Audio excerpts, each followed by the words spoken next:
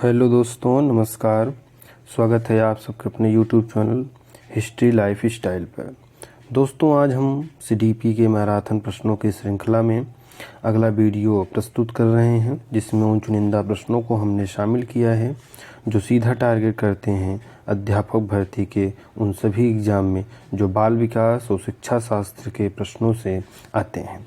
तो आज का हमारा पहला प्रश्न है, अवधारणाओं का विकास मुख्य रूप से निम्नलिखित का एक हिस्सा है: भावनात्मक विकास, बौद्धिक विकास, शारीरिक विकास या सामाजिक विकास। तो इसमें आपका राइट ऑप्शन हो जाएगा ऑप्शन नंबर बी, बौद्धिक विकास। अवधारणाओं माने होता है कि हमारे विचार, हमारी भाषा, हमारी सोच या तर्क करने की जो क्षमता है वह मुख्यतः किससे डेवलप होती है, यानी कहाँ से उसको विकसित होने में मदद मिलती है। ये जो सारी चीज़ें होती हैं ये बौद्धिक विकास के अंतर्गत आती हैं। ओके फ्रेंड्स, बढ़ते हैं अगले क्वेश्चन पे। विकास के प्रत्येक चरण के लिए सामाजिक अपेक्षा को क्या कहा जाता है? विकासात्मक कार्य, विकासात्मक आवश्यकता, विकासात्मक बाधाएं या विकासात्मक क्षेत्र। बड़ा ही शानदार क्वेश्चन है। तो विकास के प्रत्येक चरण को सामाजिक अपेक्षा बोला जाता है विकासात्मक कार्य, यानी डेवलपमेंट टास्क। क्या बोला जाता है? Development task. अब विकास के जो प्रत्येक चरण होते हैं, हमने कल चर्चा किया था पिछले वीडियो में सीडीपी के कि विकास और वृद्धि में काफ़ी अंतर होता है। विकास जो होता है व्यापक होता है, यह प्रत्येक व्यक्तियों में या आप कह सकते हैं प्रत्येक बालकों में विभिन्न चरणों में विभिन्न तरीके से होता है। ओके फ्रेंड्स, बढ़ते हैं अगले क्वेश्चन में। हमारा अगला क्वेश्चन है, छात्रों के मानसिक स्वास्थ्य और मनोसामाजिक सहायता के लिए एक पहल है। क्या पहल किया जाए? जो आपको योजना सरकार ने दिया है, निपुण, मनोदर्पण, सुकन्या योजना या इनमें से कोई नहीं। तो छात्रों के मानसिक स्वास्थ्य और मनोसामाजिक सहायता के लिए जो योजना चलाई गई है वो है मनोदर्पण। मनोदर्पण माने इसमें सरकार ये चाहती है कि जिस तरह दर्पण में व्यक्ति अपने को देखकर स्वयं को निखारता है, स्वयं को सजाता है और संवारता है, उसी तरह छात्रों को ऐसी सुविधा या प्लेटफार्म या एक कोई मंच प्रदान किया जाए जहां पर उनका मानसिक स्वास्थ्य और मनोसामाजिक सहायता अच्छी तरीके से किया जा सके। अगला क्वेश्चन है, परिपक्वता और अधिगम के बीच संबंध के बारे में निम्नलिखित में से कौन सही है? ऑप्शन आपका है, परिपक्वता और सीखना दो अलग अलग प्रक्रिया है। बिल्कुल गलत है। परिपक्वता और सीखना पूरक प्रक्रिया है। परिपक्वता सीखने के लिए कच्चा माल प्रदान करती है, ये भी बिल्कुल सही है।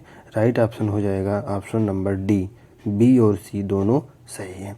अब परिपक्वता और अधिगम क्या होता है? परिपक्वता माने होता है कि कोई व्यक्ति अपनी बुद्धि से अपनी भाषा के क्षेत्र में, तर्क करने के क्षेत्र में कितना डेवलप कर लिया है, यानी खुद को कितना विकसित कर लिया है, खुद को कितना समायोजित कर लिया है इस समाज, स्कूल या अन्य व्यवहारिक कार्यों में। और अधिगम माने होता है सीखना, ज्ञान को सीखना, यानी अब तक बच्चे ने क्या सीखा है, कितना सीखा है, इसका जो आकलन किया जाता है वह अधिगम कहलाता है।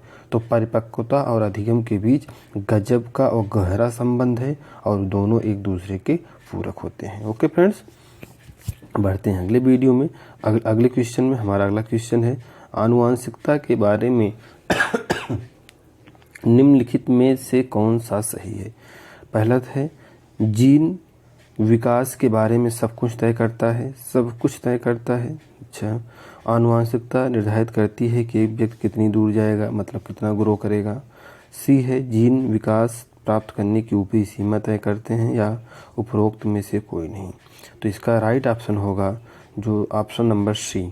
ऑप्शन नंबर सी इसका राइट ऑप्शन है। इसमें क्या दिया है कि जो जीन्स होते हैं वो विकास प्राप्त करने की ऊपरी सीमा तय करते हैं। बिल्कुल सही है। अब अगर बोला जाए क्या जीन विकास के बारे में सब कुछ तय करते हैं, तो ये गलत है। क्यों? क्योंकि पर्यावरण और आनुवंशिकता दोनों कारक निर्भर करते हैं किसी व्यक्ति के सही समायोजन में या उसके सही आनुवंशिक विकास में। तो इसलिए जो जीन्स होते हैं वो जो होते हैं विकास प्राप्त करने की ऊपरी सीमा तय करते हैं, मतलब एक ढांचा तैयार करते हैं और उसी ढांचा के अंतर्गत विकसित होते हैं। मित्रों, अगर वीडियो पसंद आ रहा हो, हमारे पढ़ाने का तरीका पसंद आ रहा हो तो चैनल को सब्सक्राइब करिए। जो हमारे नए दर्शक एवं श्रोता हैं वो चैनल को सब्सक्राइब करें, अपने मित्रों के पास इसे शेयर भी करें ताकि ज़्यादा से ज़्यादा लोगों को लाभ मिल सके। अगला क्वेश्चन हमारा है, समाजीकरण की प्रक्रिया, खाली स्थान दिया है, को बनाए रखने में मदद करती है। किसका? भावनात्मक स्थिरता या आत्म पहचान या आत्म पहचान, आम पहचान या आत्म पहचान, और ऑप्शन नंबर डी है सामाजिक व्यवस्था। तो समाजीकरण की प्रक्रिया किसको बनाती है? सामाजिक व्यवस्था को। राइट ऑप्शन है ऑप्शन नंबर डी। समाजीकरण क्या होता है इसको भी हम समझेंगे। देखिए, समाजीकरण के दो पहलू होते हैं, एक होता है प्राथमिक समाजीकरण, एक होता है द्वितीयक समाजीकरण।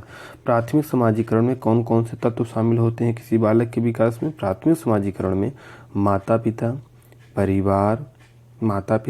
परिवार, मित्र, ये जो होते हैं प्राथमिक समाजीकरण होते हैं। द्वितीयक समाजीकरण में कौन कौन होता है? समाज होता है, परिवेश होता है, स्कूल होते हैं, गुरु यानी उनके अध्यापक होते हैं। ये सारे लोग जो होते हैं ये लोग द्वितीय समाजीकरण की अवधारणा को विकसित करते हैं। अगला क्वेश्चन है, समाजीकरण की प्रक्रिया एक क्या है?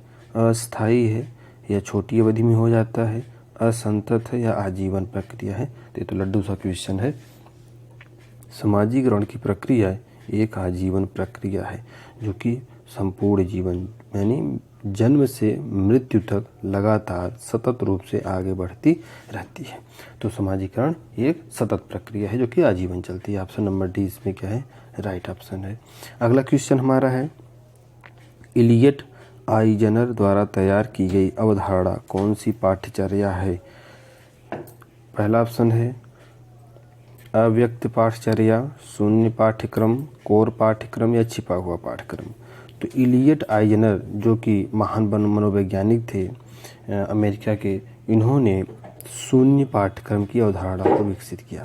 मतलब ऐसा पाठ्यक्रम जिसमें बच्चों के ऊपर कोई बोझ न हो, उन्हें किसी प्रकार के किताबी बोझ को सहना न पड़े, यानी लर्निंग विदाउट बर्डन, शिक्षा बिना बोझ के, जैसे कॉन्सेप्ट पर उन्होंने इस मॉडल को तैयार किया था। हमारा अगला क्वेश्चन है, अवलोकन पाठ्यचर्या किसकी उपेक्षा करता है उतना ही महत्वपूर्ण जितना कि वो उसकी वकालत करता है? निम्नलिखित में से किस प्रकार के पाठ्यक्रम से संबंधित है? प्रत्यक्ष, छिपे हुए पाठ्यक्रम, कोर पाठ्यक्रम या शून्य पाठ्यक्रम?